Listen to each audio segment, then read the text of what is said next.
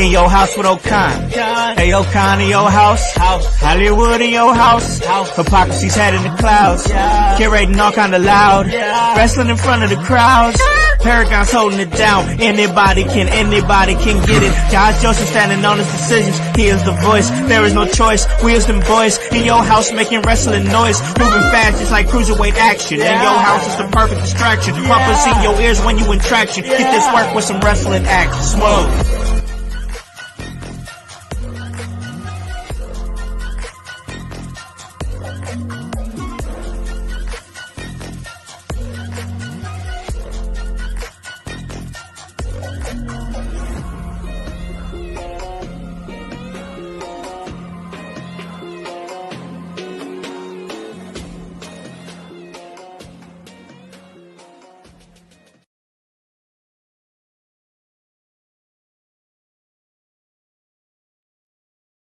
What is up, everybody? How you doing in the household? How goes it? It's a Friday, and yeah, it's me first. You seen me first. You didn't see House first. You seen me first.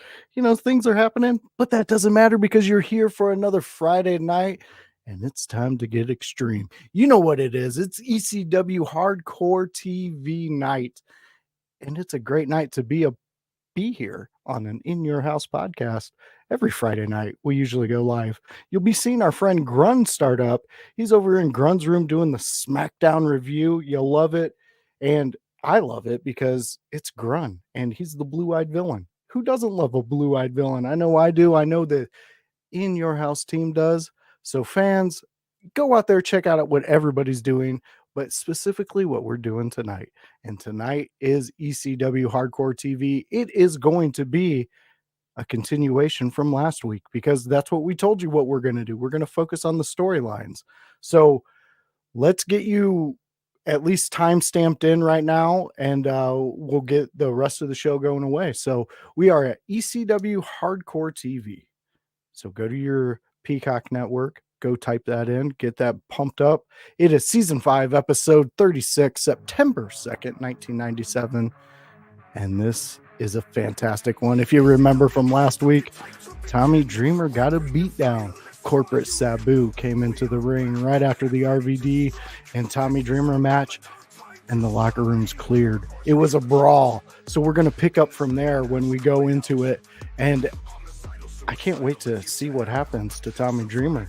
Does he get over on Sabu? I don't know, because he chucked a chair at him last time, people. He chucked it and hit him in the head.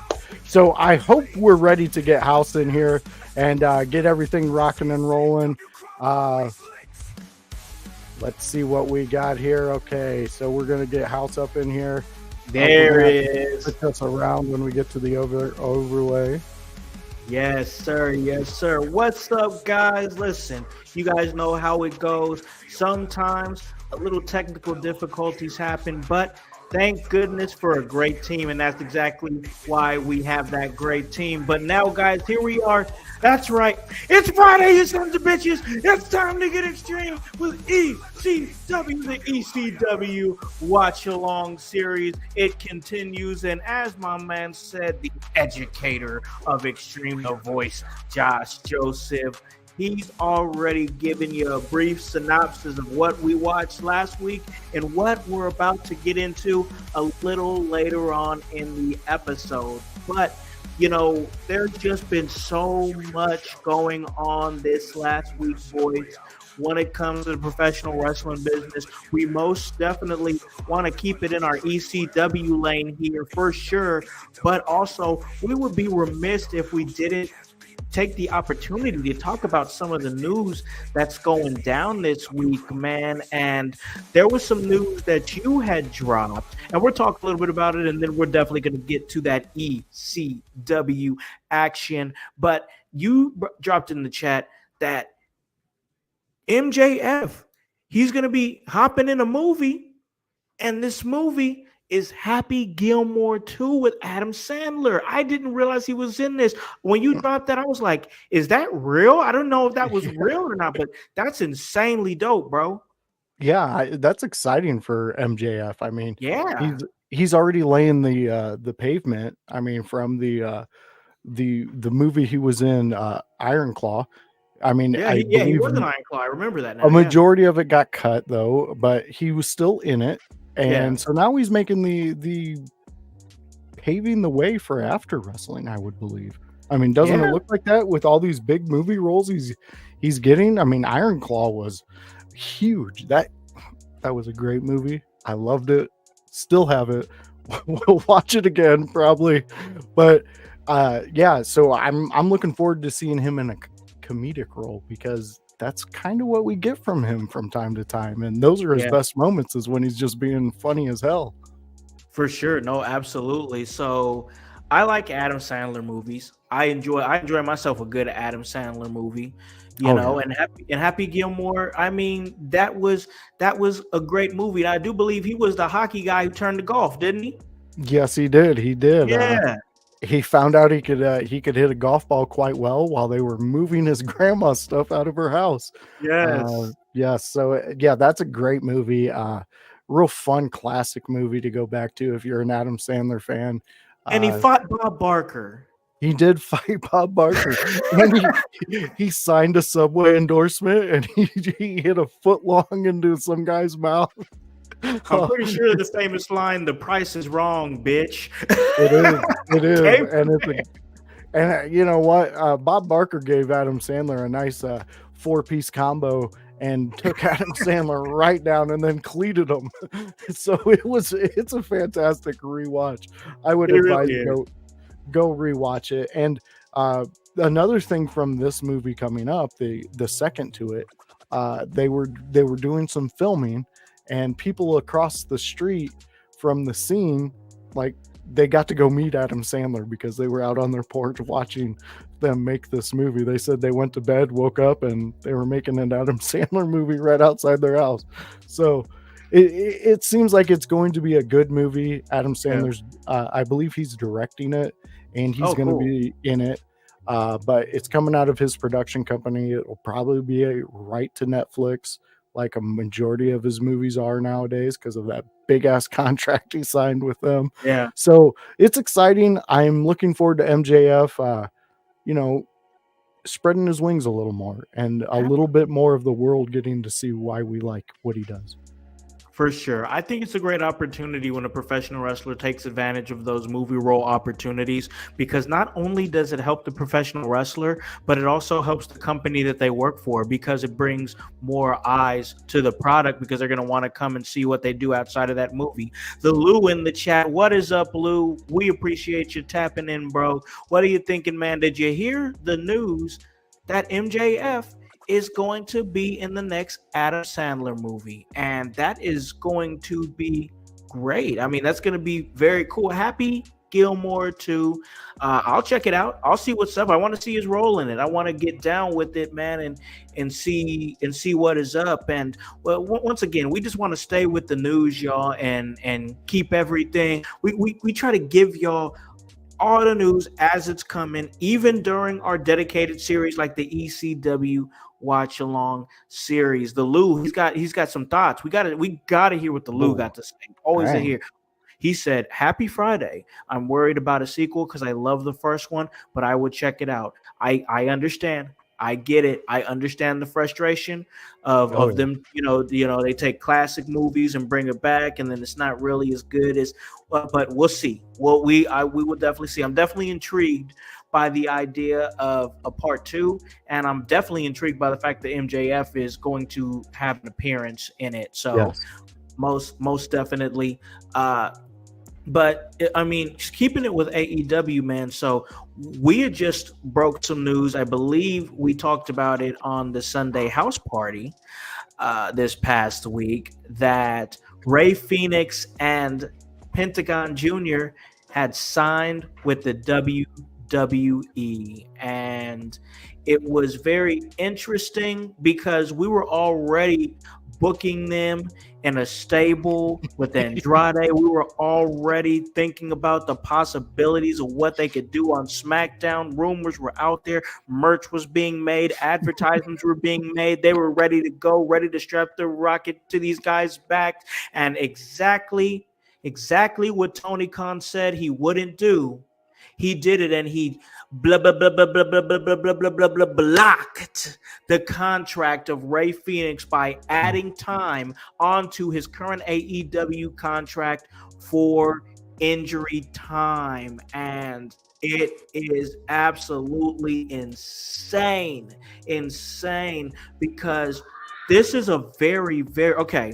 So this is a very, in my mindset, archaic tactic to take a talent's contract and extend their time from injuries served or time from injuries because you're either mad they did not re-sign with you, or you don't want to see them go to the competitor, or any other reason. And this feels very petty because Tony Khan wanted to re-sign the Lucha Brothers.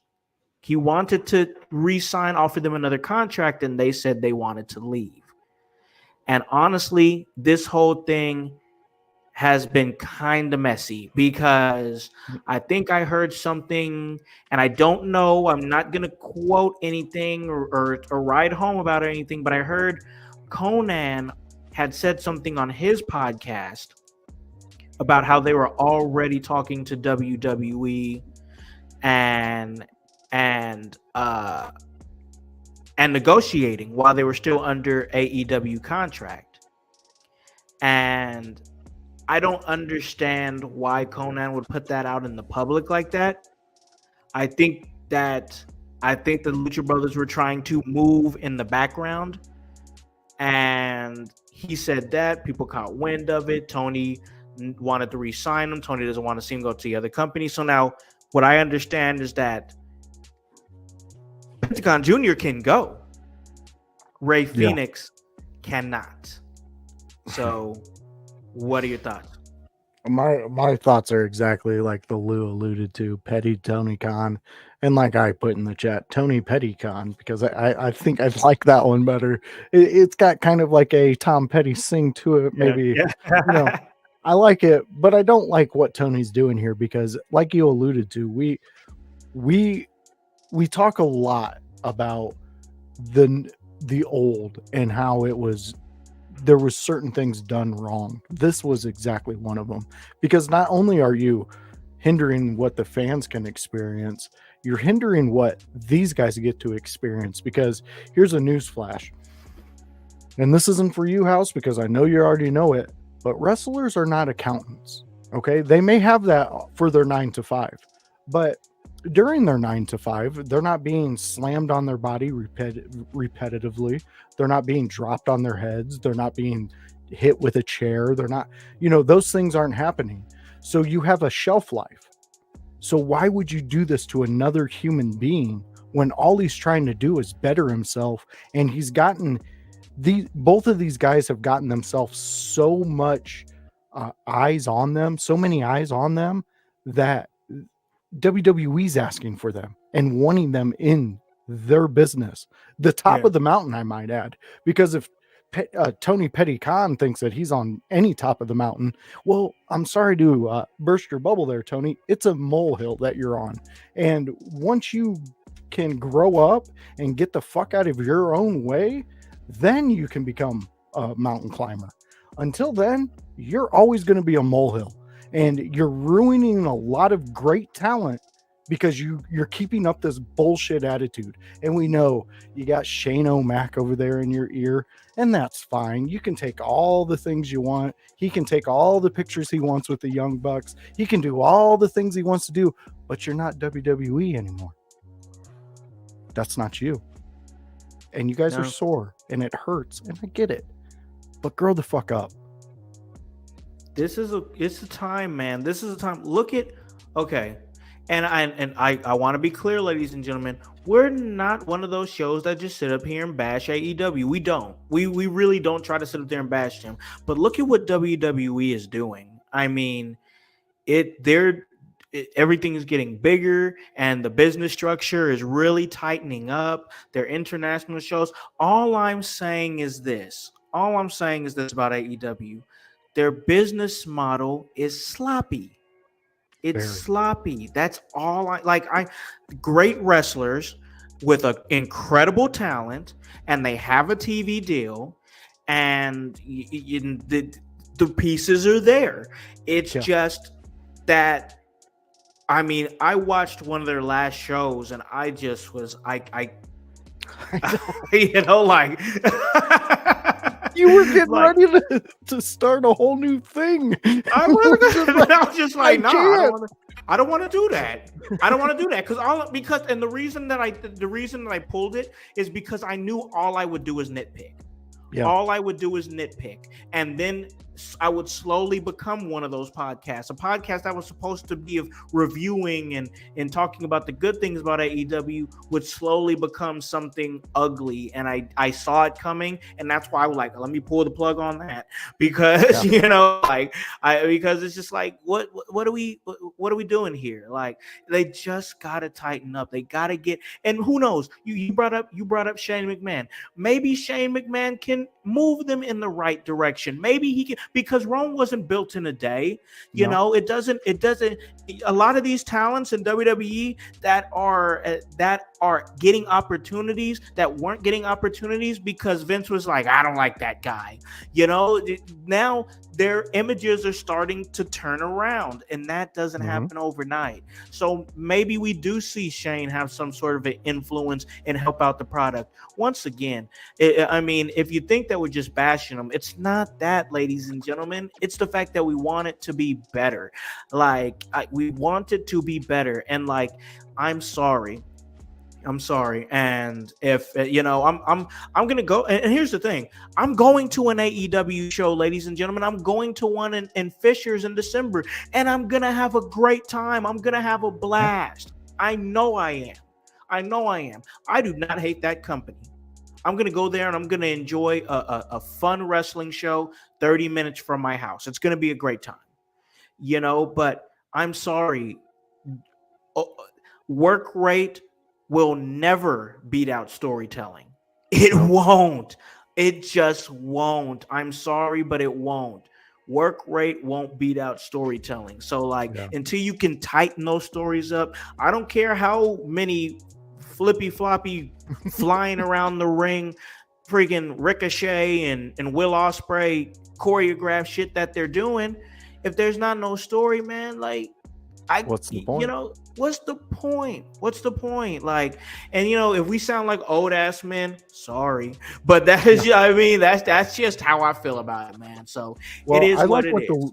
I like what the Lou said here, and it was right when you were talking about we're not bashing them, and he's correct here. AEW sets up the bashing for themselves with the way they run and treat talent, and he's not wrong in that. That's exactly what we're talking about, because how can you tell good stories if you have talent that's not sure of what they're doing? But here's the thing. Yeah. But here's the thing. They think that they know. Exactly.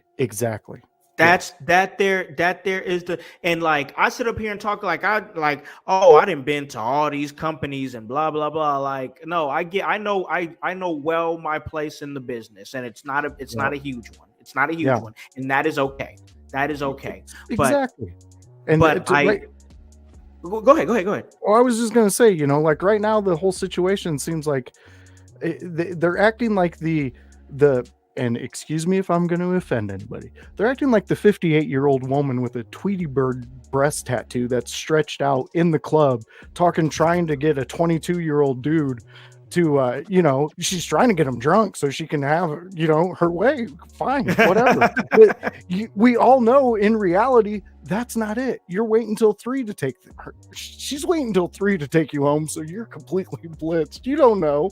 And that's what I'm getting from this. And it's just getting ridiculous with the way Tony, it's that child that just that always gets their way. And you told him no one time. My question is, what do you benefit? What do you benefit from cooling off Rey Fenix? Nothing. You don't benefit anything from cooling off Ray Phoenix. For what? If he wants to leave, he's going to leave. And if anything, you pissed him off till when his time comes up, he's definitely going to leave.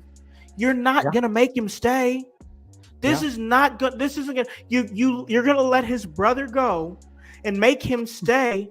And you think that's going to sway him to want to stay with the promotion? Brother, I don't know. I don't know what you're thinking. Let that man go. Exactly. Just let him go. He's doesn't make sense. Like, so he's got to be there for what? Another like 9 or 10 months or something like that. Almost a year. Yeah. And it's going to be bullshit. It's going to be such bullshit, bro, because everybody knows that he was about to leave. And like it's going to suck because like it could potentially create a toxic work environment for him for the next 10 months. You know what I'm saying? Yeah, because I mean, I already look at it now. Conan's the one who said something on his podcast. And then why'd you have to drop that, bro? Why'd you even have to say any of that? Yeah. You made Tony Khan do something retaliatory. Yep. So how big was your check, man? Like, how big is your jealousy of these guys? Are they still doing what you wish you could do? What was the point of it's like I said, I can't speak too much on that because I didn't hear what he said. I did not, so I can't. Yeah, we'll definitely dig a little bit deeper because we want when we give opinions on something, we want to make sure we know that's what happened. You know what I'm saying? So like that's just a thing. But as of now, I mean, everything that I'm seeing that has dropped and a lot of good sources that I've seen throughout, I mean, on the internet here and on X and on, even Fightful is saying that he's staying, he's not going. Voice, this is it's a tough situation. What's going to be great is when WWE gets him and they make his final appearance at WWE more spectacular than anything he did in the past year for AEW. Man. That's what's going to be the cherry on top of this. So just sit back. Let's enjoy the ride, guys, because right now we can't do anything. All we can do is, maybe show up to shows and like Lou's got right here. Put this on a sign. Yeah, put that on the sign. Ray Phoenix chants, something like. Yeah. Like, I would like to see that, like, because this is a weird story, man. And I think I said this. It might have been to Annie O'Neill, or maybe it was last week. I don't know. A lot of these shows run together because we do so many great shows. But like a talent that's wanting to actively compete and put himself out there, they don't want to just take a check to sit in catering. And it sounds like potentially this is going to be Ray Phoenix's reality for the next 10 months, unfortunately. Yeah.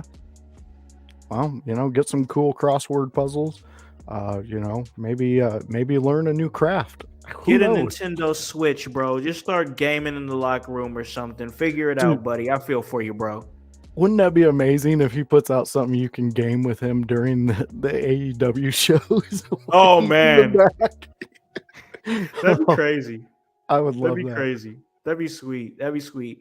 So, we talk about archaic business methods and things like, oh, well, he said that he wouldn't do this because this is something that Vince did and he didn't want to be like Vince. Well, let's talk about Vince because the Vince documentary dropped, and prefixing it with this, ladies and gentlemen, I have not watched a single episode yet. I mean, I have been absolutely swamped this week with work and kids and running them around and doing things like that and just trying to find a little bit of time to do my thing and vibe for myself. But I'm definitely going to sit down and check it out when I get a chance to, and I'm very excited to check it out.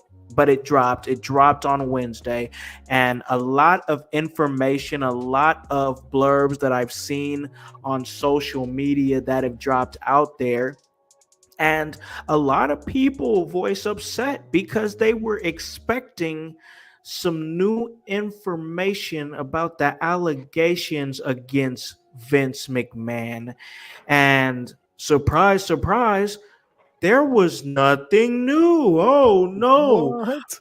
I don't know what I expected to get out of a documentary with interviews that were filmed back in 2021, but whatever, but it did drop, and a lot of different thoughts have went into it, and a lot of different blurbs that came out of it. We could just talk about a couple of the blurbs that came out of it, but as somebody who follows the wrestling industry like myself and you do, and I kind of gave my thoughts on it. What were your thoughts on the overall engagement of the Vince McMahon documentary from the masses? There's a lot of people who I didn't expect who would be watching this, and they're watching it. So that was kind of cool to see. People's reaction to it is I just kind of want to be like, well, you should have visited us back a couple years ago when we were talking about this in the wrestling world.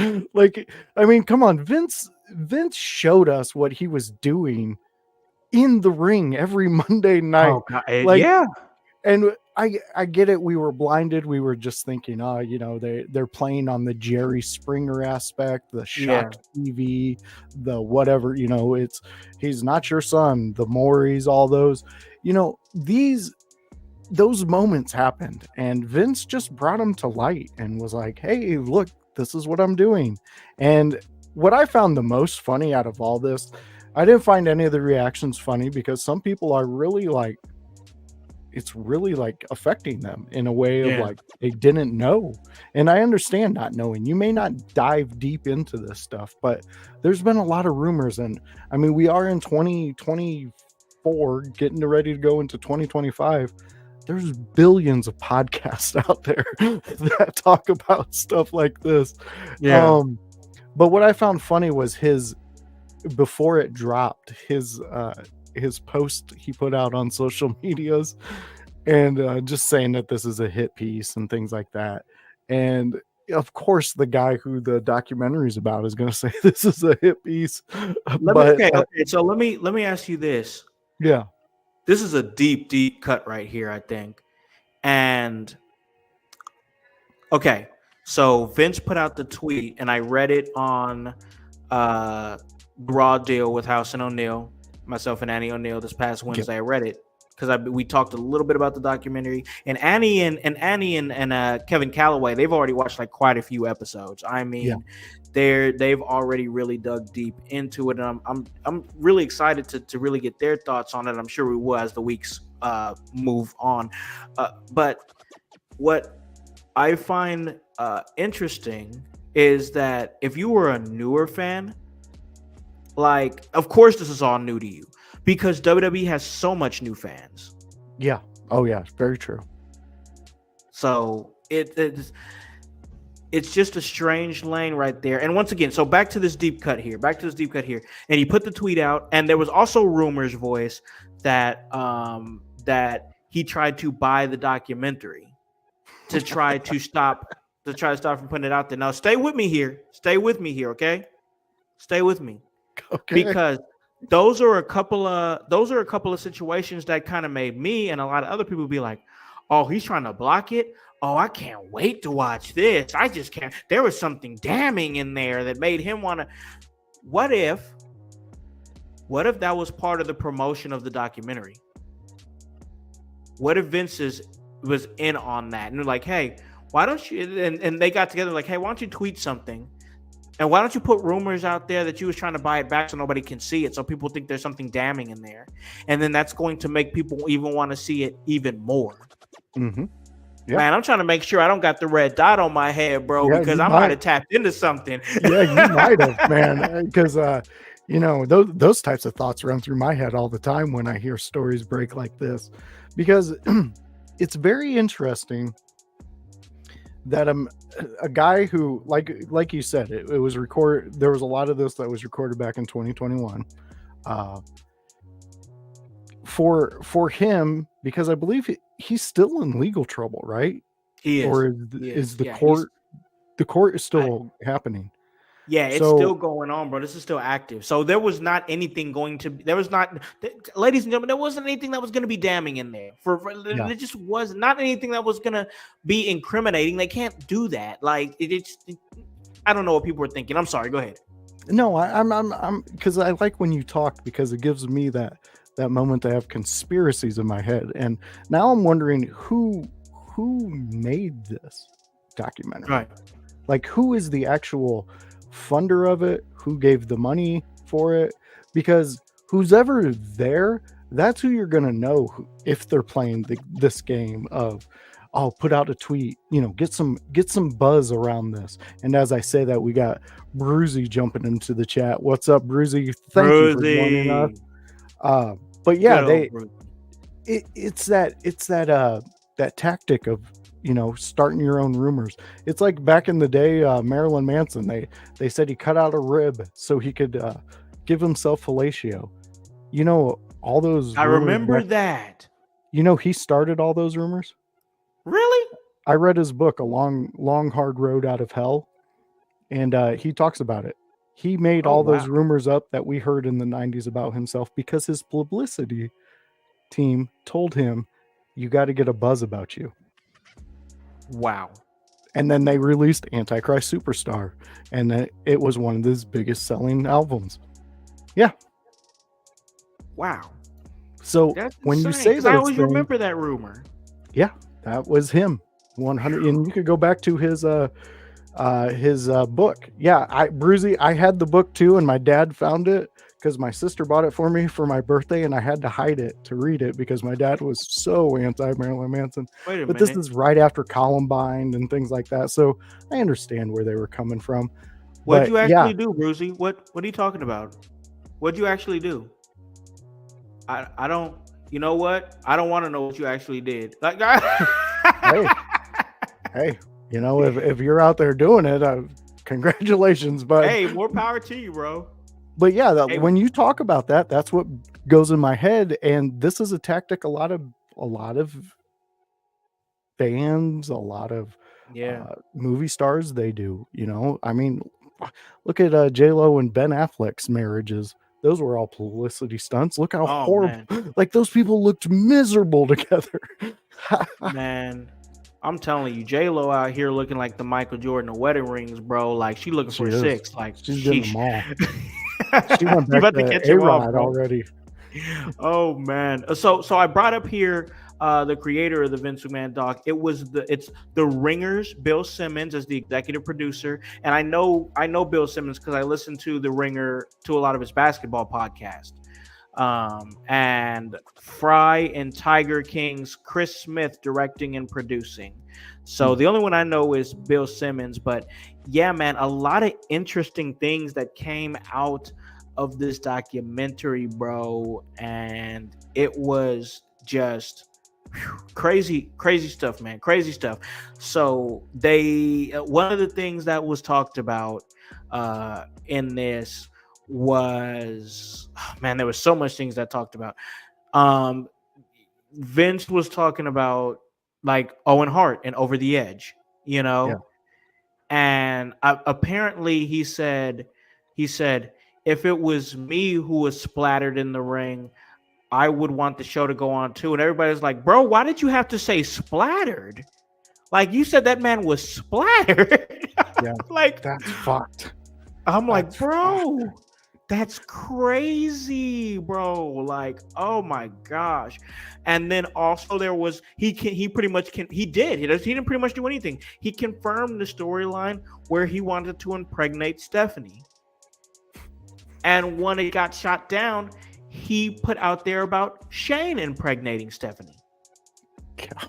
And they shot that down. And I'm like, bro, where was you? This is why I need to watch the documentary, because I need to hear where his mind was at with that. What was going through your mind when you verbalize those words in a room of creative? Yeah. I mean, is that crazy to think? No, because it gives it, and please don't get uproared with us, but it brings it context to it, because we have to also think back in that time, Shock TV was the thing. That's how you stayed relevant on television.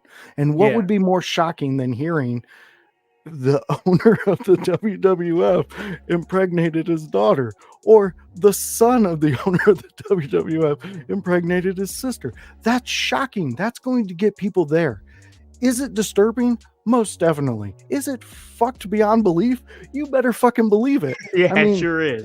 It's like I said to you in the chat the other day when you asked if we're doing this show. I said, "Does Diddy have lube?" Yes. This is exactly where we're at in this whole saga, man.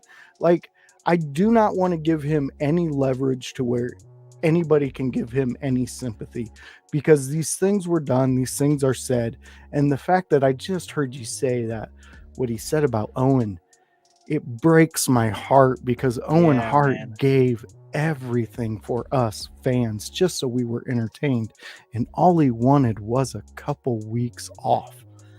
That's it. That's all he wanted.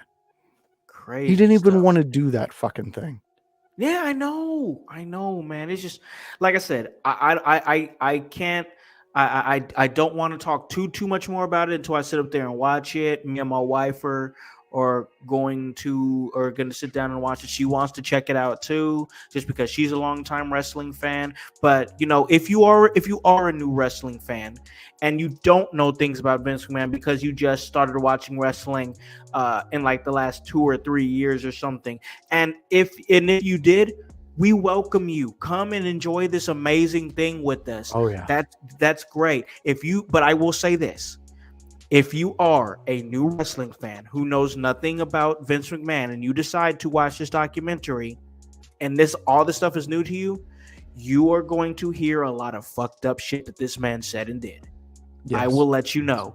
He has created a wonderful universe that has made wrestling mainstream, and he has really helped streamline and make mainstream this art form of professional wrestling. While he did do all those amazing things, he also did morally irreputable and just downright heinous shit. I mean, it's the truth, ladies and gentlemen. It is the truth. Just deplorable behavior beyond belief from a man who maybe couldn't differentiate Vince McMahon between the Mr. McMahon character. I don't know that. Once again, I have not yet watched the documentary, which is why I wish to watch the documentary and then give you guys out there in the household a better understanding, and give myself a better understanding of what was being said, so I can formulate a great opinion that is more valid, and I can give you guys my thoughts better. So we will do that, and we're gonna do that. Yeah. But before we do that, we are gonna have to take a break, because now we've talked about all the news that we wanted to talk about. We talked about all this stuff that's going on. Wrestling is a crazy carousel, ladies and gentlemen. But at the end of the day, we got to have some fun here, because we're about to have this ECW watch along. You guys already know the vibes. But before we do that, we got to take a break. We have to pay some bills. And then when we do come back, myself and the educator of Extreme, the voice, Josh Joseph, we're going to sit down. We're going to vibe. It's just the homies watching wrestling. It's the ECW Watch Along series. We will be right back. Hello, everyone. It's the Pope Elijah Burke, founder and president of the Love Alive charity. I wanted to take this brief moment to share with you my charity's continued humanitarian efforts to positively impact the impoverished communities in and around the greater Jacksonville area. This cannot be possible without your support. If you'd be so kind, please take a moment to visit our website, love-alive.org, to learn more about the charity and its mission. Also, feel free to donate to our 501c3 organization that operates off of the donation of the public, which is you. Whether that be by website or via Cash App, $1 help makes a difference in the lives of others as we continue to positively influence many people by being the change that we wish to see in the world. Exciting things are happening at the Kokomo Press. Yeah, very exciting things. Not only are we bringing you comedy shows, an open mic once a week, skits, videos, funny jokes on our page, and satire news stories, but now you can support us by going to kokomopress.shop. It's that simple. You go to kokomopress.shop, you find a t-shirt, you find a hat, maybe in the future some stickers and some posters. You go on there, you buy one of those from us, and percentage of the proceeds will go to us and help support what we do. We appreciate every person who just likes, subscribes, does all that. But if you go to kokomopress.shop and you buy something, we'll know who you are. You send us a photo of it. We will post it on our page and shout it out. Thank you so much. Go to kokomopress.shop, buy all your shirts and hats needs, and support the Kokomo Press. Thank you guys so much. kokomopress.shop. Welcome back to In Your House. And you guys, this is specifically the ECW Watch Along series where myself and the voice, Josh Joseph, talk and watch some ECW. So it is time, ladies and gentlemen, to go back to the 90s. Go ahead and get your popcorn ready, chill out, get you a nice drink, and let's get it cracking because it's time for me to pass it on over to the educator of Extreme as he gives us the prelude into the episode that we're going to watch, ladies and gentlemen. That's ECW Hardcore TV Season 5, Episode 36, September 2nd, 1997. Take us back, voice. What are we doing? All right, so fans, if you recall from last week, we had an explosive main event. It was RVD versus Tommy Dreamer. Have you seen it? Did you see it? If you've seen it, you know what I'm talking about. It was a banger. These two went from pillar to pillar, from post to post, to fan, and beat the hell out of each other. But at the end of it, Tommy Dreamer gets his win, but Sabu comes out. And corporate Sabu takes over. This is coming off of the pay-per-view that they had. And yes, back in the day, they called them pay-per-views. They had where Jerry Lawler from Monday Night Raw, WWF, Jerry Lawler had a match with Tommy Dreamer. And Sabu and RVD, the kind of storyline is that they think they're being called up to the WWF. They're giving that illusion that they're not going to be there. Mr. Monday Night is not going to be there anymore. Mr. Homicidal is not going to be there anymore because they're going to get called up. But you'll see over time that maybe things don't happen until years later. But this is a great one. I cannot wait to get into it. Tommy Dreamer's pissed. He's ready to rock and roll. And Howse, before we get into it, if I can say one thing from our last segment, if you're ever at a show and something's making you uncomfortable, and Jones has said this also, and you see me, come get me. I will help you in any way I can. Same. Yes, exactly. The In Your House crew is here for any of you out there. We want this to be a place where anybody can come and just be yourself and have a good time. And just if anything out there is happening, let us know. We will help you in any way we can. And if you just need to talk, we'll give you a platform, or we can not even turn on the cameras. I'll talk to you. Absolutely. No, that's well said. Absolutely. And with that being said, it's time to get extreme and have some fun because that's what wrestling is supposed to be about, is having fun. And we're about to have fun because it's time to get extreme. All right, you sons of bitches. I hope you guys are ready to watch a little ECW action because here we go. The countdown is about to start. 3, 2, 1, 0. All right. So they're showing us the replay. If we've seen last week. Play. Yep. And that's usually what happens on these hardcore TVs. The first segment is usually them catching everybody up with what happened the week before. Yes. Or if there was a pay-per-view, they do that too. They will catch you up on that. Great. Oh, there he is. Corporate Sabu. You got to love this Sabu. Again with the suit. I know I said it last week, y'all, but look at him in that suit. Corporate Sabu is crazy. And remember, this is a callback to the first match with Shane Douglas.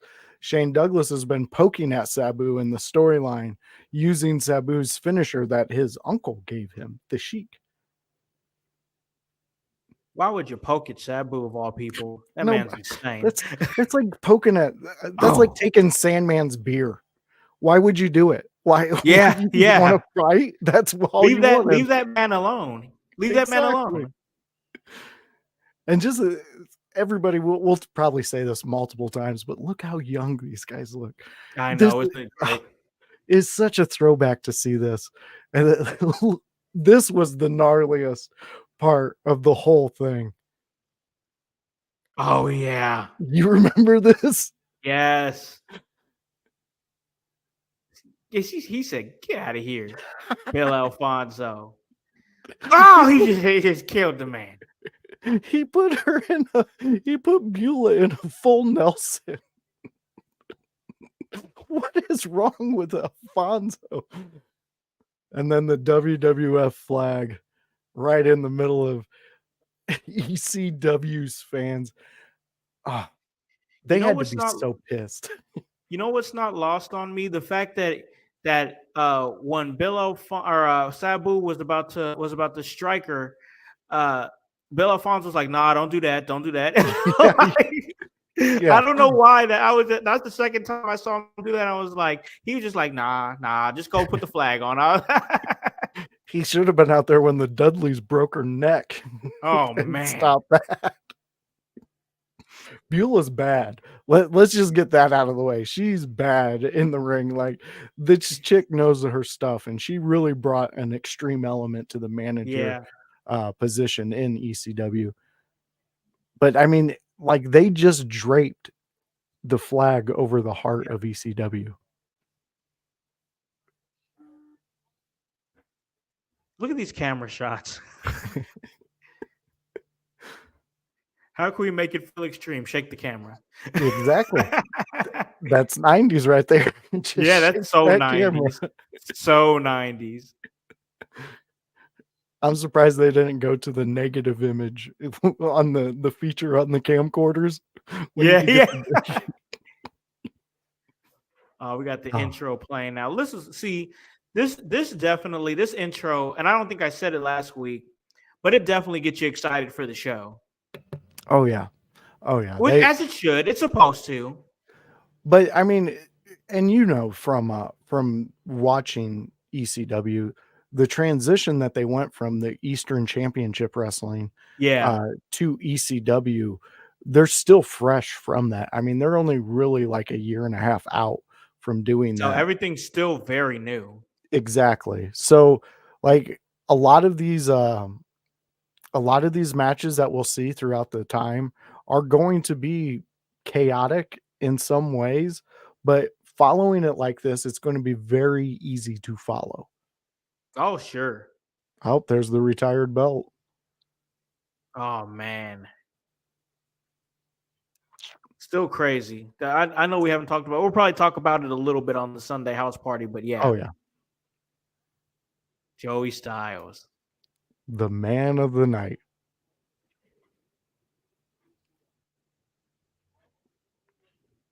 I just love how he brings it to the interview. I was talking about last week. Yeah.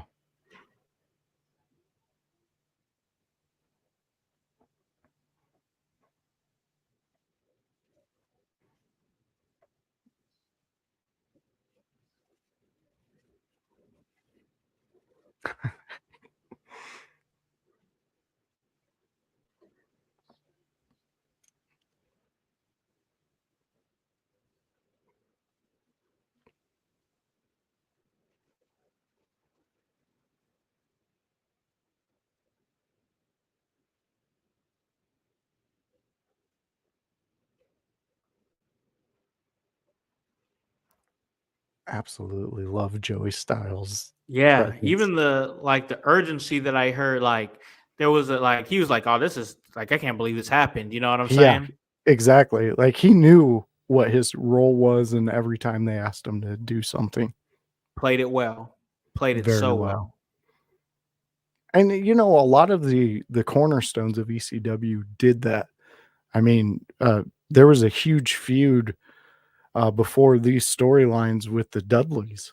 I mean, Bubba and Devon were fighting each other. They were they weren't tag teams. They did not like each other, but then they connected, and once they connected, the tag team division in ECW blew up. I mean, it was just phenomenal. Oh man, I can tell we got a good episode on our hands here. Getting through some commercials on Peacock, ladies and gentlemen, as I'm sure you folks are too, if you guys are watching along with us. But yeah, they've already highlighted what has happened last week with the beatdown of Tommy Dreamer getting the World Wrestling Federation flag draped on his unconscious body. And now we're seeing or going to see the fallout from all of that. And that's going to be very interesting in this episode. Yes. And it'll give us an insight too, if you're a Tommy Dreamer fan, of what he actually did outside of the ring for the promotion. Like his promo work, he really gave a lot of it heart and emotion on his in-ring promos, which I knew the fans. I mean, I adored it. I know the other fans. That was like something that you could really count on. It From was the Tommy. passion. Yeah, exactly. It was always there. It never left him. The dude would still break down right now and get a little teary-eyed if he started talking ECW. I've seen him do it in interviews.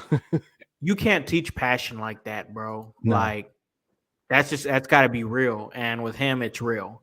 Oh, very, very much. As we're still seeing a very like cinematic style. And yeah, we go. Oh, it's Lance Wright. Yeah, he's for some reason, when Gertner went with the Dudleys, they just took him off of these things. I don't know why, but they did. They used to poopy on my Beamer.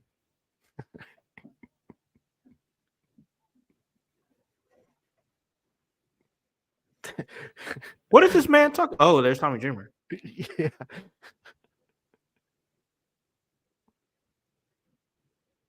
What? What? The camera, Tommy.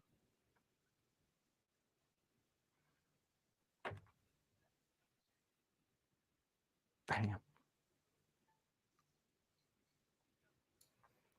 Okay, so did you hear that the camera, Tommy?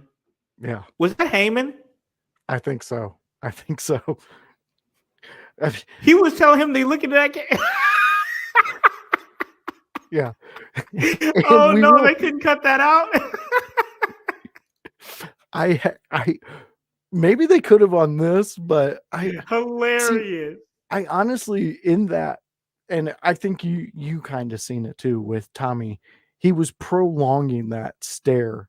Like he was trying to present himself as he's been pushed to this limit with these two, and the psychotic thing. But I kind of like Heyman saying, Tommy, the camera. Like, I like that. It's almost kind of like it was almost kind of like, hey, you're supposed to be over here, and it's like it gave this unhinged type feel to Tommy Dreamer, even though it was probably Heyman like being, I don't know, like I don't know if you see, I'm ripping Heyman right now, bro. Like I'm a Paul Heyman guy, bro. So like I know this is probably years where he was just like, I'm trying to put out the best possible thing, and he's like probably micromanaging everything. Oh yeah. Probably I would put that bet there too, because I mean we've learned so much about Heyman's creativity when it came to ECW, and that's through the interviews we've seen with him and interviews we've seen with the wrestlers who are around him and speak highly of him. So I could easily imagine him micromanaging every bit. Oh God, backstage. yeah, totally could see that. All right. Joey Styles again.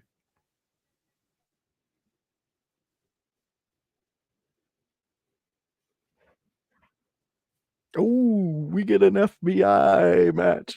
Yeah. Okay. I'm happy. Okay. Let's get it. Terry.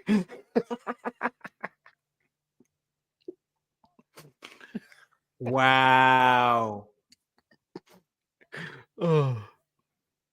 Tracy Smothers. Wow.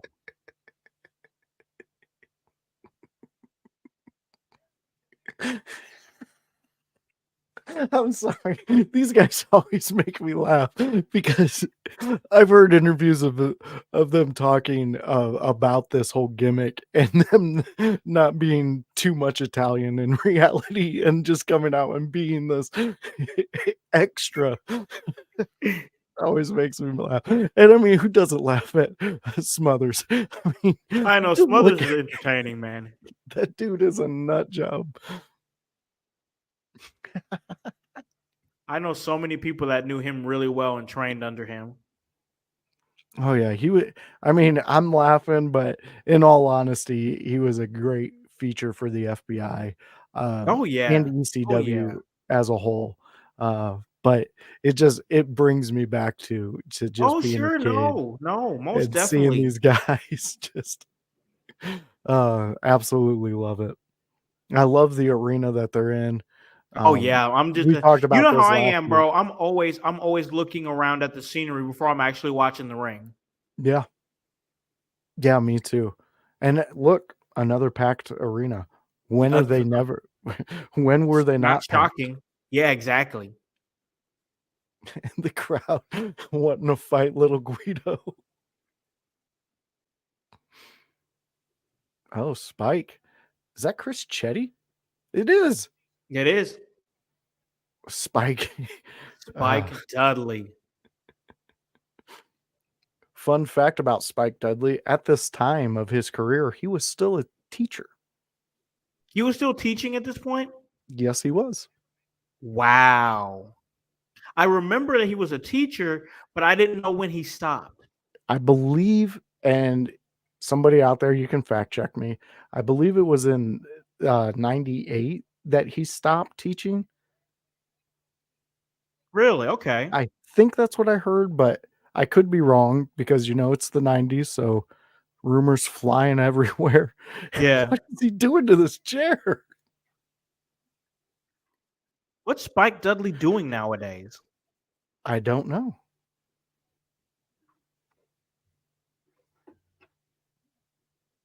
Oh, dang. Okay. Yeah, Spike was unhinged.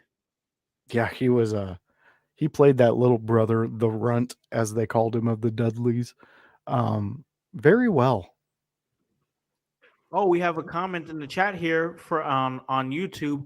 Paulie Meadow, he said he met Tracy Smothers at a show in Cleveland. That's pretty cool. No shit. That's awesome. What was he like? What was he like? I'd like to hear. I would like to hear as we're watching this tag team match that's about to go down. Most definitely, if you want to stick with us, we're watching ECW Hardcore TV Season 5, Episode 36. We're right now at around like the 11.5-minute mark, maybe close to 12. If you want to join us. But yeah, what was he like? How was that experience for you? Yeah, that'd be cool to hear. For sure. I'd definitely like to, yeah, if you want to stick around with us as this tag team match is about to go down. I'm ready for some tag team action.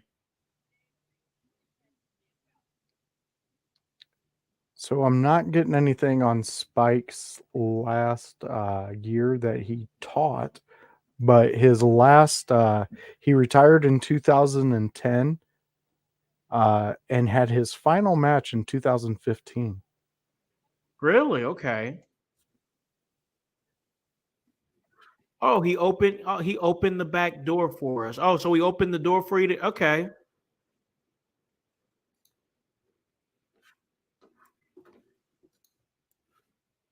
Little Guido.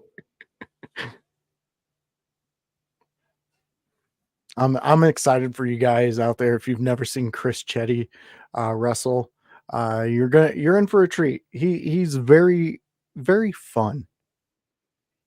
I have not seen him wrestle, so I'm excited to see. And I believe I'm almost 99.9% sure, but that's Taz's nephew, Who?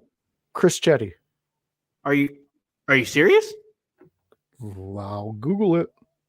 That's wow.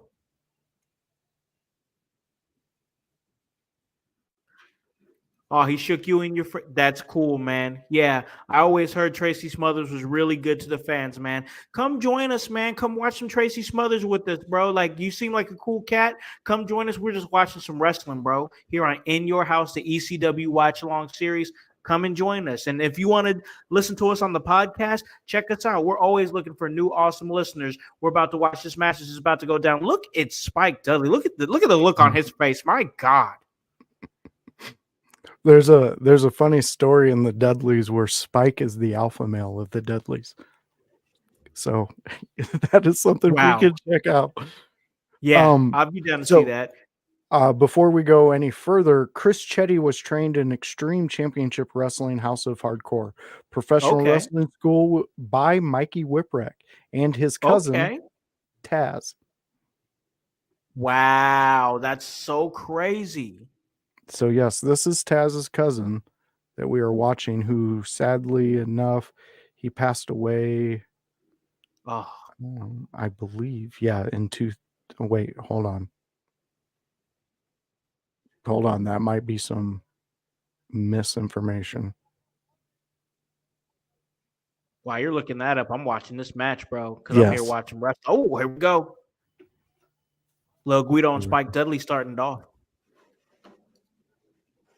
Spike was a good mat wrestler. Yeah, he was. But that gets clogged up with like all the hardcore stuff that he did. You know what I'm saying? Yeah. And well, I mean, and it made sense too for people not to really see that in him because of for sure. Like look at his character. Exactly. You get it. You get it. Yes. I mean, it's just, it wouldn't make sense. It's weird. It's weird for an unhinged looking guy to be this incredible, like almost collegiate style mat wrestler. You know what I'm saying? Yeah, exactly. It's just the math's not math, and he's supposed to be unhinged. Definitely not. Definitely not.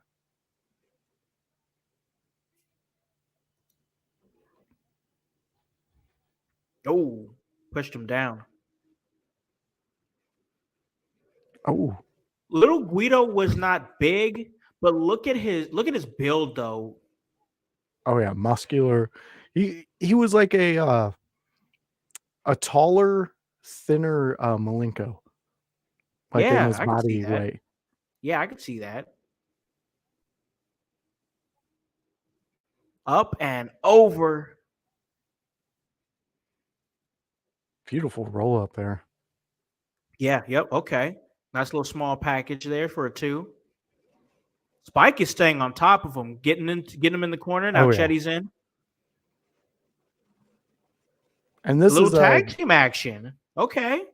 I think this is within Chetty's first year of training too. Really? Because he started training in 97. Yeah, so this would be within his first year. Yeah, okay. So let's see what he's got. Because this is his first. It makes sense why you put him in a tag match. Exactly. Oh, okay. Got him. Nobody home. Oh, that's not nice bad. spinning heel kick. He knew when to hit it. Yeah. Smothers is just Smothers like, okay, let me show you something now, kid. Yeah. You gotta love Look at him. What a pro.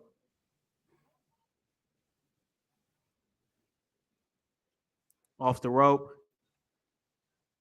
Shoulder block. Off the rope again. Ooh, nice power slam. Okay. All right, that was kid. a good power slam. Yeah. Chetty's on top of it. Off the rope. Up and over by Smothers. Caught up in the rope. Nice tag team move. Great tag team. Oh, and yes, back to Chetty. He is still alive. So that was some false information that was out there.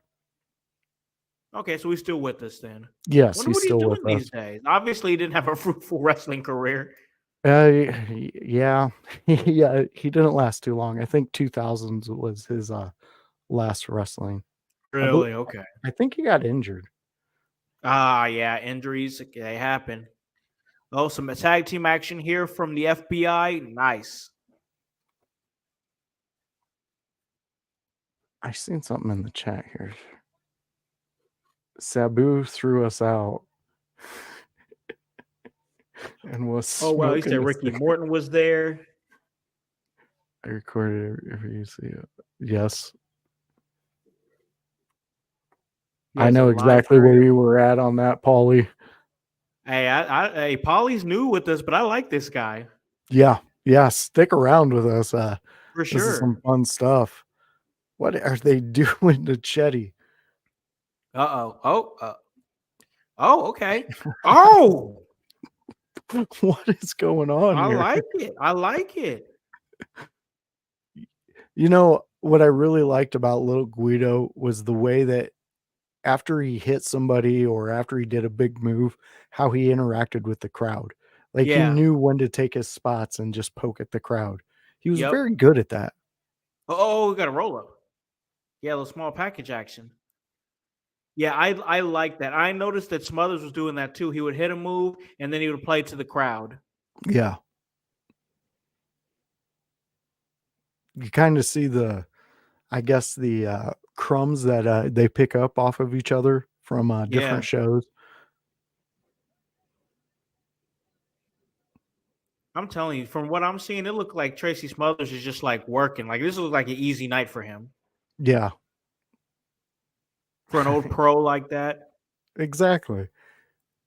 And you know, it probably felt amazing for him in his career to still be of relevance of people of fans liking him and booing him Yeah. and doing what you're supposed to.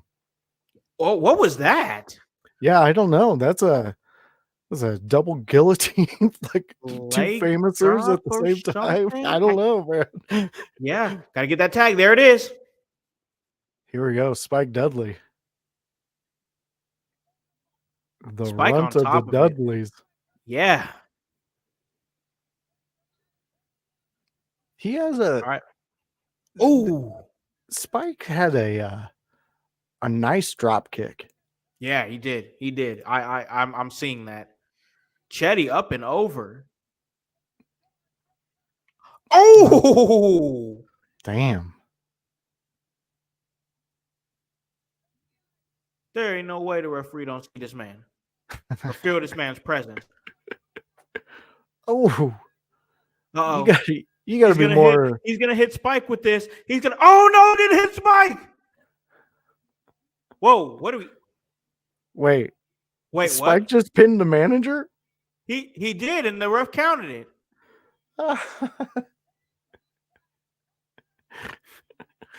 Oh, that's fantastic. Wait, what? I love it.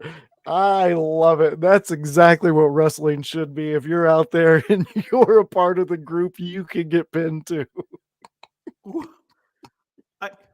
I wonder what Heyman was saying in the back. He probably going crazy.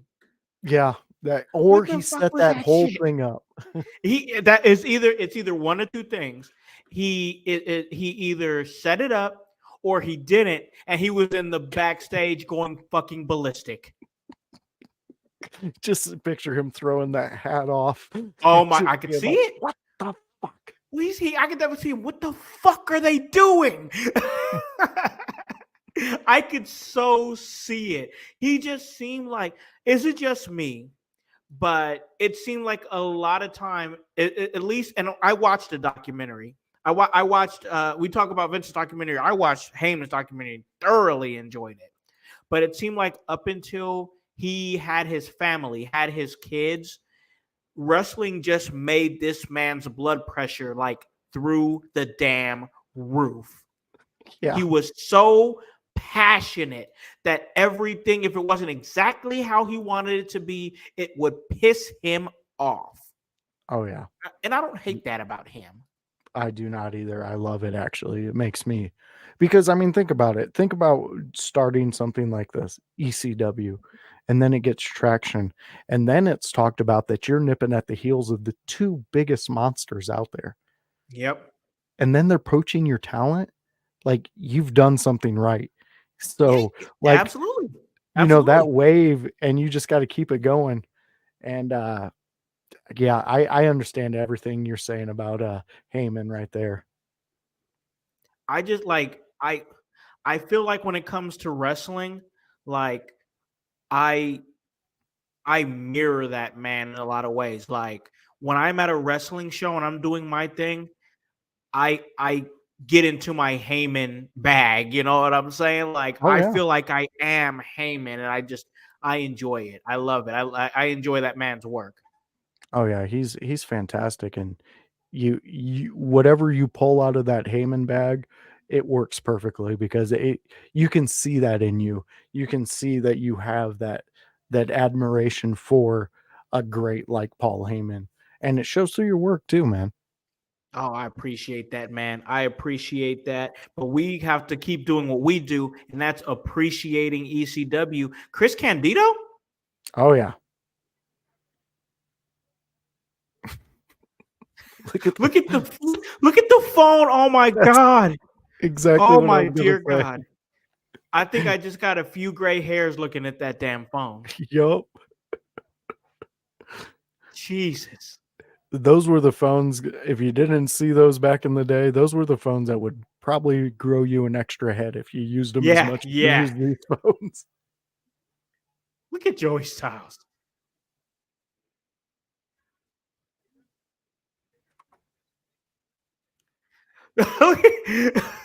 Joey Styles trying not to break, man. Oh, it was so cool being at an ECW. Oh man, I bet. Oh That would man. be fantastic. I would love to get thrown out of anywhere from Sabu. Yeah. I would Oh just be my like, "Okay, gosh. sir." Doot, So it doot, sounds doot, like doot. this man went to an ECW show on his birthday. Yeah, that's awesome. That's What a hell of a damn birthday. yeah, that's an epic birthday for me. So we have somebody in the chat that's been to an ECW show. That's pretty damn awesome. Yeah. That's Uh pretty damn awesome. you know, we talk a lot about on this show the energy and the what we see from the crowd. If Yeah. Paulie, if you can give us any insight on how the crowd felt throughout the night, we would love to hear it. Oh, absolutely. 100%. 100%. Chris Candy. I'm just looking at this, man. I'm enjoying it. This is I missed him. 97, man. 97, man. I could only That man imagine is what. Oh, he's 3 sheets to every wind you could possibly be yeah. right now. Yeah. But that's what I mean. For some reason, Chris Candido decided to live very fast, and it ultimately caught up with him. But Yeah. what Yeah. we had when we had him, epic. Chris Candido is so fantastic. Hey, no gimmicks needed, bro. Nope. What if I could find that hat? That hat looks sweet.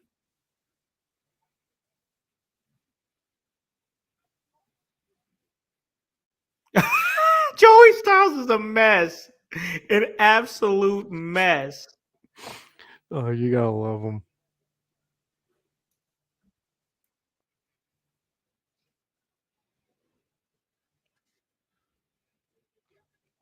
Oh, I bet it seemed like every time RVD showed up on ECW, the crowd just went bananas.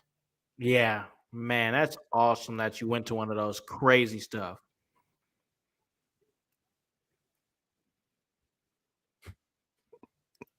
Chris Candido is still going. Oh yeah. This is his moment. He's taking his 5 minutes He's and he's taking it. going with it. I would love to have that Candido hat exactly. Yeah, that like hat it looks is. sweet. Do you see the back how it says Candido on the back? Yeah, yeah, I saw that. ECW on the side of it. No gimmicks needed. That's a sweet hat. I had a 420 sign he pointed to. Oh, that would be awesome. That's awesome. That's awesome, dude. Man, that's so cool. Yeah, we are huge RVD fans here. Love that guy. Love that. He's literally like one of my like favorites of all time. Just because I love watching. Easy. I loved anytime he was wrestling, I was watching. Anytime he was in the video games, I would play with RVD. I just loved, yeah. Innovative offense, man. I loved his offense. Educated feet. Yes. That was my favorite tagline anybody ever put on him. Educated feet. I mean, just think about educated feet to kick your Yeah. ass. He has educated feet to kick your ass. Exactly. And here's the thing, the way that he moved his legs and the way that he moved his feet, it was very it was deserved. It was Oh, deserved. yeah. This is the longest promo ever.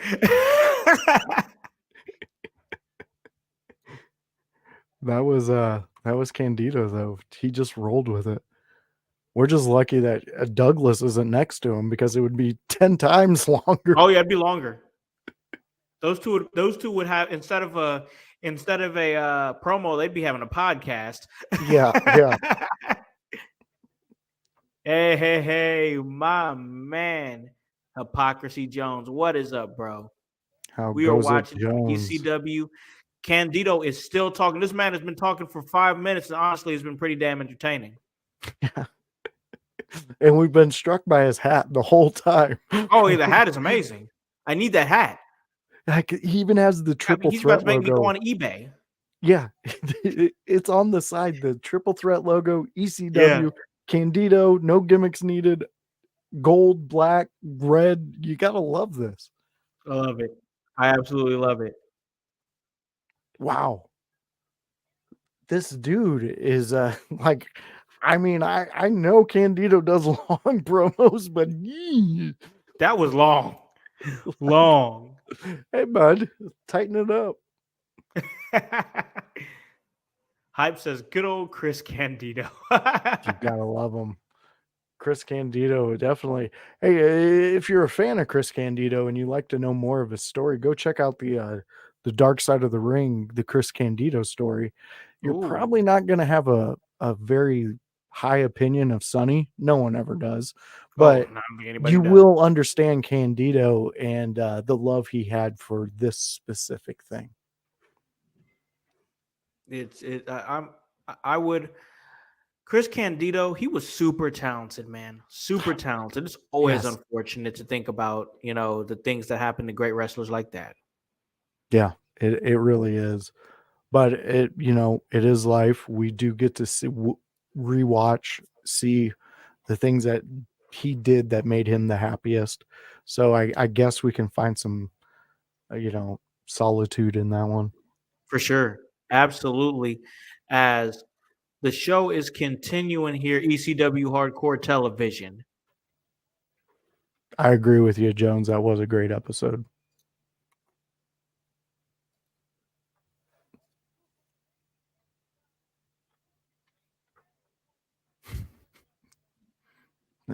That's Jason in there.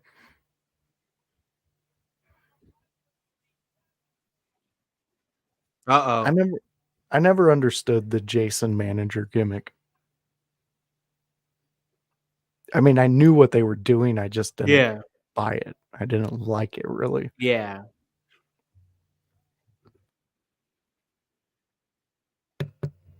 Plus another thing that WCW stole from ECW. They did it with Buff Bagwell when they gave him, or they made him the manager. He was the exotic dancer type dude that was attractive and coming out, and I don't know. Jason did it well. For a manager, I think he got involved way too much. No, you think? Okay. Think that he was kind of taking the spotlight? Yeah, like he knew it made sense when he did it, but it was like, why though? Like, why do you need to do that with the people he manages? And it just, I don't know, just incredible. Yeah, exactly. When he managed just incredible, it seemed more that someone might have gotten his ear about it. Yeah. He didn't do it as much, or maybe Just Incredible is just so goddamn incredible that he just outshined him. Damn. Oh, is this? Yeah, I think this is after.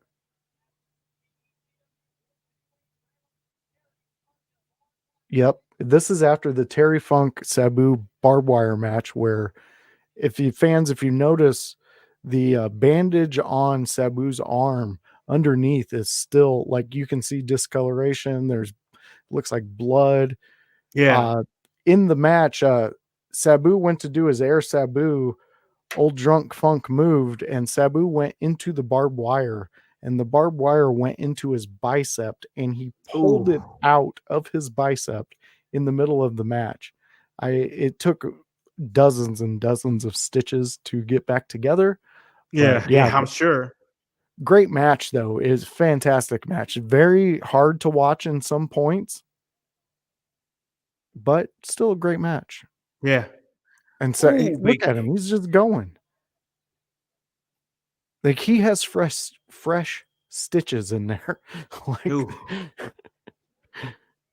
and he's just out. And I mean, after Benoit dropped him on his neck, he was back in the ring 2 weeks afterwards. Duct tape neck brace. Ooh, that chair. And this is Bobby Duncombe Jr. That would be Wyndham Duncan or Ooh, no. He would be a second generation. I believe he was. I think I think that's what Styles said at the beginning.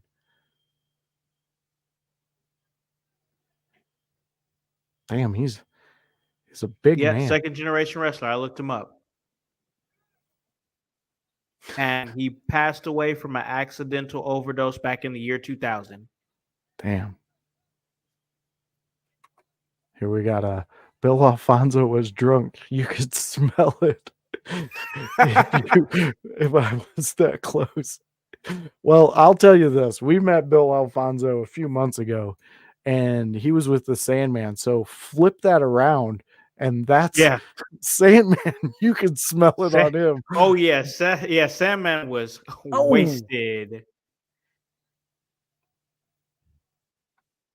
Ooh, going over. Oh, my God.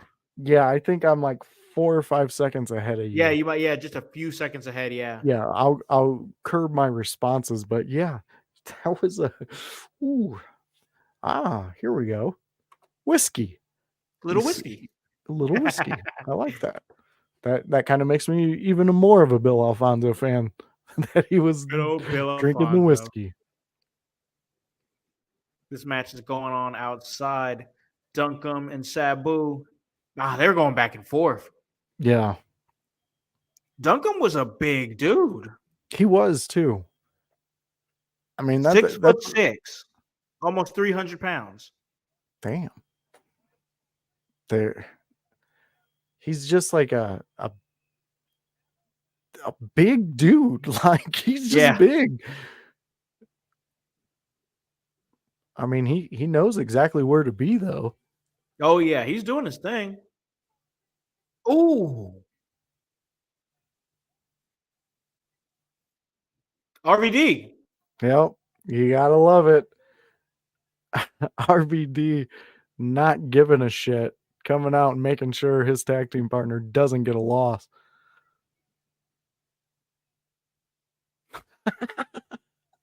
Oh.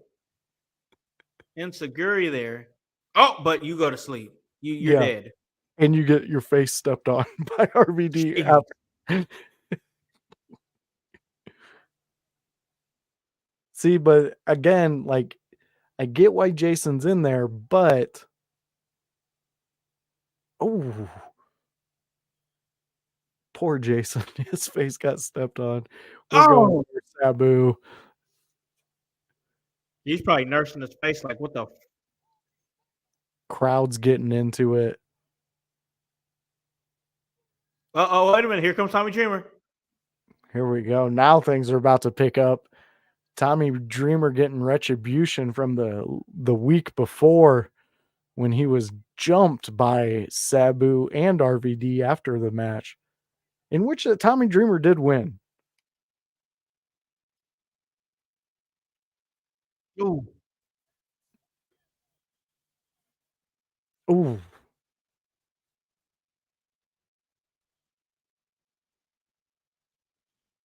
You know what? I think if my bicep was torn, I would ask them, at least a couple shows, could we not like do stuff with my Yeah, bicep? yeah. Please leave it alone. Could you not slam it on a metal guardrail? You got there's just chaos going on ringside in the ring. Yeah, they've taken Neck over. breaker. I think Jason has gotten the help he needed. He got Yeah, his face stepped on by RVD after that kick. Dreamer going for the yeah. He the hit him with the chair. Arabian Facebuster. Yeah. These are kind of like what I really liked about these shows that were weekly. You got to see some matchups that you wouldn't get to see if all you did was watch the pay-per-views. Right, right. Damn, Tommy Dreamer he's looking to kill Sabu. Yeah, he wants that man dead. DED dead. And notice how Tommy Dreamer's face has not changed since he came out. Like he's had this determined, Ooh. mentally unstable look on Yeah, his like face. he's just a man on a mission. He's just a man on a Yes, mission. That's what it is. exactly. And I think that mission Oh, just stopped. Yeah. yep. Oh, Oh, here comes Sabu. Oh, right on the legs.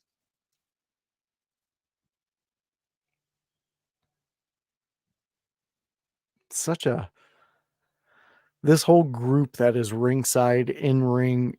There's just so much talent with Yeah. all these guys. Look at him. Continued moves. Oh, Did he do that slingshot thing he yeah. does yet? Slingshot leg drop. Yeah, slingshot Yep. leg drop. Yeah. I watched one where he hit the dude with his heel and it busted open the dude's eye. Oh, wow. Damn. Oh, here he comes again. Here he comes again. Oh, my God. Do we ever get tired of seeing Sabu fly through the air at people? I know I don't. I don't. I I don't absolutely get love tired it. of it. I enjoy it.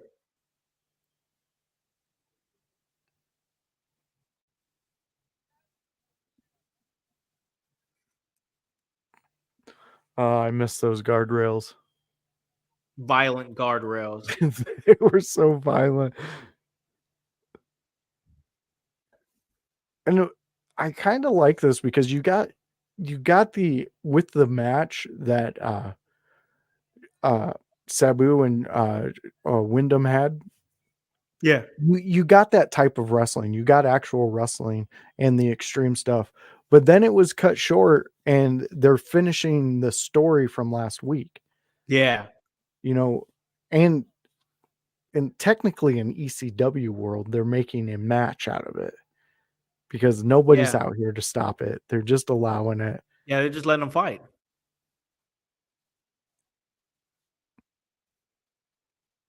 I mean, technically, these fans got 2 Sabu matches in one night. Yep. I mean, they don't even realize they're getting Sabu versus Tommy Dreamer like right in front of their eyes. Yeah, exactly.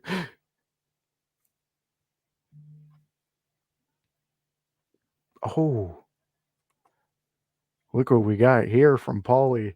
Sabu at the One House show had signed my ECW title replica and took a picture. That's awesome. It's awesome. It's pretty dope. Yeah, I'm a huge mark for Sabu. Paulie, like he is my one get. Some people say they want to interview Jesus. Some people say they want to interview, historical people. Me, Sabu. That's who I want to talk Sabu. to. Oh, what's he about to do? What is this man about to do? No. I always get nervous when he gets a chair set up Yeah. somewhere. Oh, what's he about to Hung up do? on the top rope. Oh, There we go, face buster. Right onto the chair that he set up himself.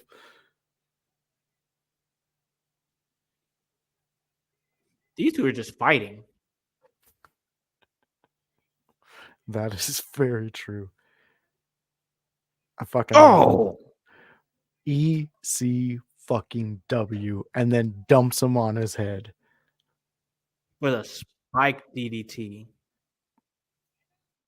And when you think you spike DDT'd him on a chair and he's probably not going to move for a while. No, that's not enough.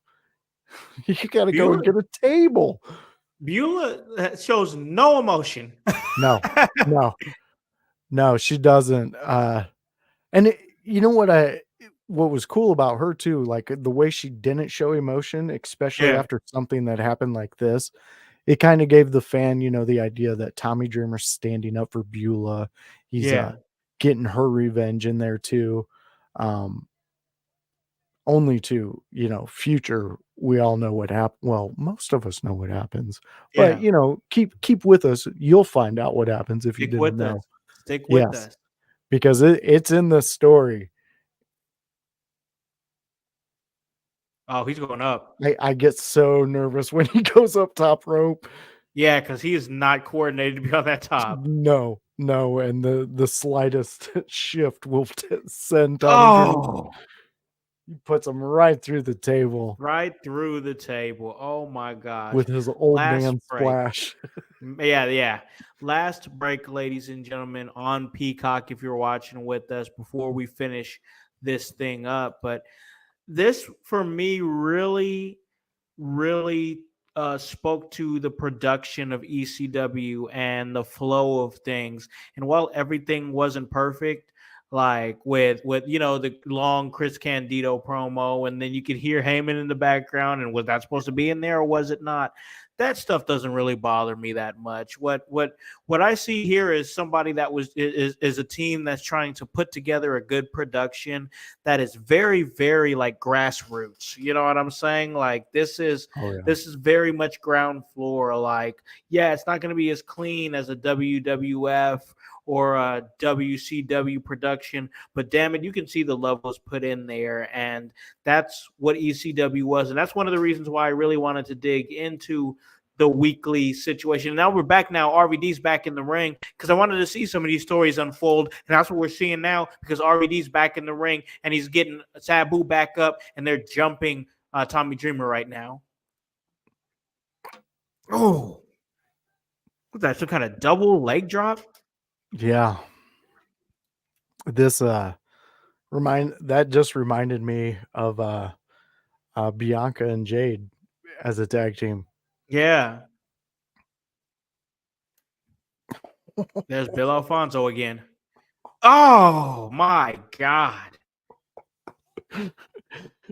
Oh shit. Dreamer's head has to be on Dream Street right now with that double sliding drop kicks into chairs with Dreamer's head in between the two chairs. Wow. That's gotta hurt. But again, I'm going to bring this up.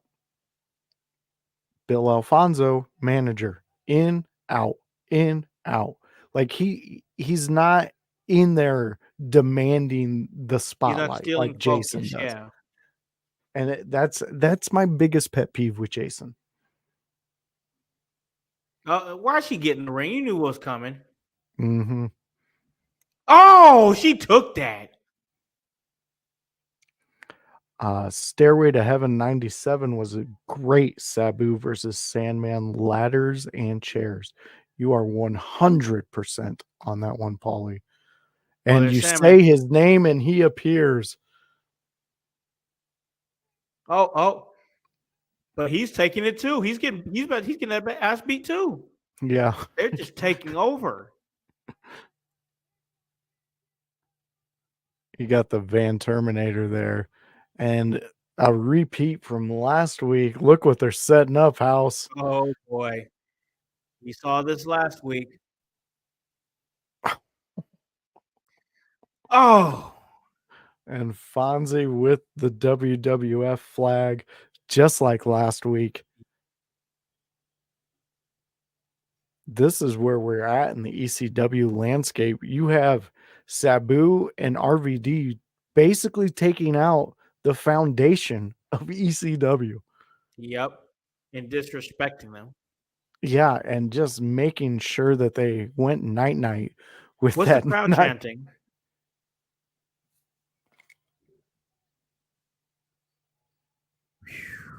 It looks like they're either looking for somebody to come out. Oh, Uh-oh. yep. I didn't want to spoil that one. It's Taz. That could have been what they were chanting. And here he is. If that's what they were chanting, they got it because he's here. And they don't want no part of that. Uh-oh, wait a Well, minute. Bill Alfonso, what do you do? Oh, he going to sleep. Fonzie was trying to get his talent out of that ring, and that did not work out for Fonzie. No, it sure did not. And that's how the show ended as they went off the air. So we have to leave you guys with that cliffhanger. But, Voice, this was another solid episode. Yes, this was great. I mean, you wanted storytelling. We're getting storytelling. They're actually like following exactly where they left off last week. So, Yeah. what does that leave for next week? We will find out, but I'm anticipating it because we got Taz. We at least have a Taz moment that we're going to get to see. So, Yep. that's always an exciting thing. You know me, man. You know I absolutely love this. Not only ECW, but watching wrestling with you, my friend, and Yes. us talking about it. Because I know we both know these guys. We may not have seen these exact matches, but it's fun for us to just watch wrestling together, man. Yes, man. That's what I enjoy. That's the vibe that I like. We've had a great episode here. We talked some mainstream wrestling situations at the top of the show, then got a chance to do our great watch along. And man, we're just rocking and rolling as we continue to put out these great shows. And with that being said, we're going to slide out of here, man. Time to call this a really great episode. SmackDown. We're about 15 minutes into SmackDown. Grun is probably well finished with his preview show, as he does a great job over there at Grun's Room. We appreciate all the work that he does. But what about you, man? What do you got moving? Where can we catch you? I know you got some big things in the works with some just massive things that you're going to be dropping soon. What do you got? All right. So fans like Howse is talking about trying to give secrets out. You can catch me on Monday night with my friends, the Blue-Eyed Villain and Kevin Calloway. You got to be there. We do a Monday Night Raw preview show where me and the boys, we talk 3 subjects, and then they pick 2, 1 each, and they give you their personal opinion on that specific topic they want to talk about. They become the host for a segment. It's fun. Join us. You're going to have a great time. That's Mondays, 7 p.m. right here. Also on a Friday, you know where to find me. I'm here watching ECW with you and Howse, and we're going back in time, and it's fun and a great time. We love it. We are now in the section of this where we are exploring the TV show and we are looking into the storylines and just following this. You're going to have a great time with what's coming up. We thoroughly enjoy doing this. It's not even work to me. This is just fun. This is just Yeah, having just a chilling. moment. This coming up Wednesday, the interview hell didn't even want is going to drop. And when I say that, Chatty Nails with a Z and the voice Joshua Joseph sat down and discussed how he got let out of hell. As you know, Chatty Nails with a Z, if you know him, last year he lost his match, so Travesty sent him to hell. So he's been there for the past year. He let me get the first interview, so check that out. Be here Wednesday. I'm probably going to drop it around 9 or 10 a.m. Get you get up, get your coffee, get ready for a Chatty Nails with a Z interview because the last one was amazing. This one's even better. So be there, check it out. And that will be on Wednesday on this network. And on Sunday, you can catch me at a house party. That's where I kick it. That's where I have my fun. That's where they let me talk whatever I want, whatever the subject is. As long as I stay in those bounds, I can say whatever I want about it. So come join us. Join me, anybody else who's a part of the household who can make it for that day. Join us, have some fun, and be in our chat. always make sure to hit our Discord too, because Yes. that's where we drop a lot of stuff. This past week has been a little slacking. There's been a lot of work stuff going on, but Oh, I join get us it. on our, join us on our Discord, have some fun. And I swear I'll do better this week. Hey, go check out our Discord. Check out everything that we are doing. We got some great stuff moving, some great shows. And man, this was a great show, man. We had somebody who's been to ECW shows come and Yes. join us in the chat. That was pretty awesome. Polymetal, join us more often. Welcome to the household. If you want to join, you come on.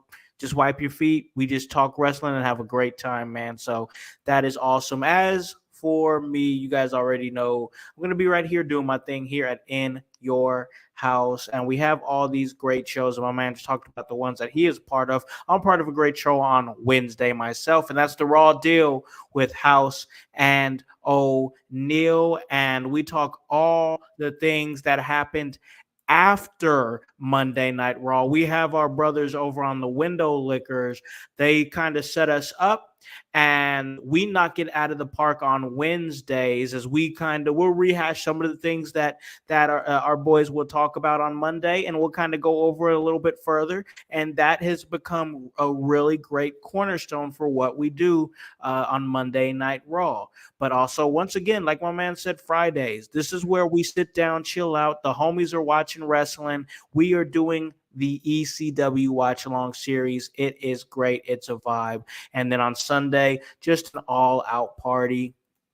It's going to be great. I'm actually going to be doing a watch along with Annie O'Neal on this coming Wednesday. This is going to be my first time doing a watch along with her.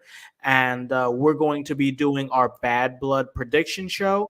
And then we're going to do a Bad Blood Hell in a Cell watch along. And I think I might be showing her the first ever Hell in a Cell match between The Undertaker and Shawn Michaels in 1997. So that is going to be fun. It's going to be a vibe. And guys, you already know, next Saturday, Emerge. Go check it out. It is there in Columbus, Indiana. Of course, we're going to promote it a lot more as it gets closer to that date. But Thrills and Chills, check it out. The card's already shaping up to be a great one. And guys, this is what we do here. We're giving you everything that we can to this content and just moving in the direction to try to be a legitimate pro wrestling media company. And that's what we're really doing and putting out there for you guys out there in the household, because guys, it's about the work, and that's HOWSE, and that W stands for work. So for the voice, Josh Joseph, for Hypocrisy Jones, for Kevin Calloway, for Divinely Designed Annie O'Neal, for the Grunmeister, for the world's most dangerous podcaster paragon, I am Alakan, the Concept House, here to remind you to tell a friend, to tell a friend, to tell a friend, to hop on this bandwagon. Get on or get gone, because the household is still going mighty strong. You guys have a great day and a great weekend. Peace. Yeah. In your house with O'Con. Hey, O'Con in your house. Hollywood in your house. Hypocrisy's head in the clouds. Curating all kind of loud. Wrestling in front of the crowds. Paragon's holding it down. Anybody can get it. Josh Joseph standing on his decisions. He is the voice. There is no choice. We as them boys in your house making wrestling noise. Moving fast just like cruiserweight action. In your house is the perfect distraction. Rumpus in your ears when you in traction. Get this work with some wrestling action. Smoke.